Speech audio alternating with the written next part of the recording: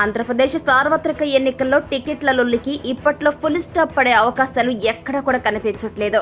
అసంతృప్తులను బుజ్జగించడానికి అధినేతలు అగ్రనేతలు చేసిన ప్రయత్నాలన్నీ కూడా ఫలించట్లేదు. అధికార ప్రతిపక్ష పార్టీలన్నింటిలోనూ ఇదే పరిస్థితి.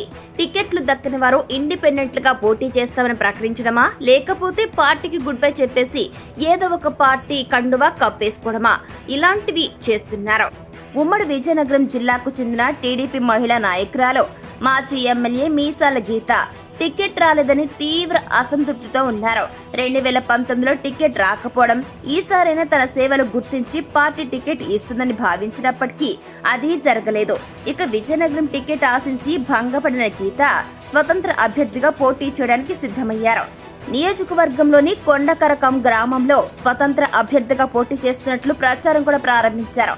కొన్నేళ్లుగా కేంద్ర మాజీ మంత్రి అశోక్ గజపతిరాజుకు వ్యతిరేకంగా నగరంలో కార్యాలయం ప్రారంభించి రాజకీయ కార్యకలాపాలను గీత కొనసాగిస్తున్నారు.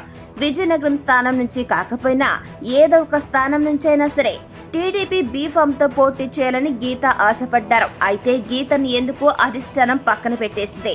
ఇక వాస్తవానికి వచ్చినట్లయితే టీడీపీ, జనసేన, బీజేపీ కూటమితో పలు నియోజకవర్గాల్లో ఇదే పరిస్థితి నెలకొంది.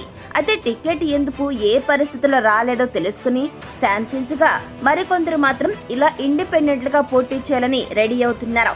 గీత విషయంలో అధిష్టానం ఎలాంటి నిర్ణయం తీసుకుంటుందా అనే దానిపై సర్వత్రా ఇంట్రెస్ట్ నెలకొంది. మరొక వైపు చూసుకుంటే అనంతపురం అర్బన్ నుంచి ప్రభాకర్ చౌదరి కూడా స్వతంత్ర అభ్యర్థిగా పోటీ చేయడానికి రెడీ అయ్యారు. మరొక వైపు చూసుకుంటే అనపర్తి టికెట్ రాలేదని తీవ్ర అసంతృప్తితో ఉన్నటువంటి నల్లమిల్లి రామకృష్ణారెడ్డిని చంద్రబాబు పిలిపించి మరీ బుచ్చగించగా కాస్త కూలినట్లుగా తెలుస్తోంది. ఒక్క టీడీపీలోనే కాదు, అధికార వైసీపీ, ఇటు జనసేన, బీజేపీలోనూ ఇలాంటి సిచ్యువేషన్స్ చాలా నెలకొన్నాయి. ఈ అసంతృప్తులను టీడీపీ అధిష్టానం ఎలా సెటరేట్ చేస్తుందో చూడాలి మరి.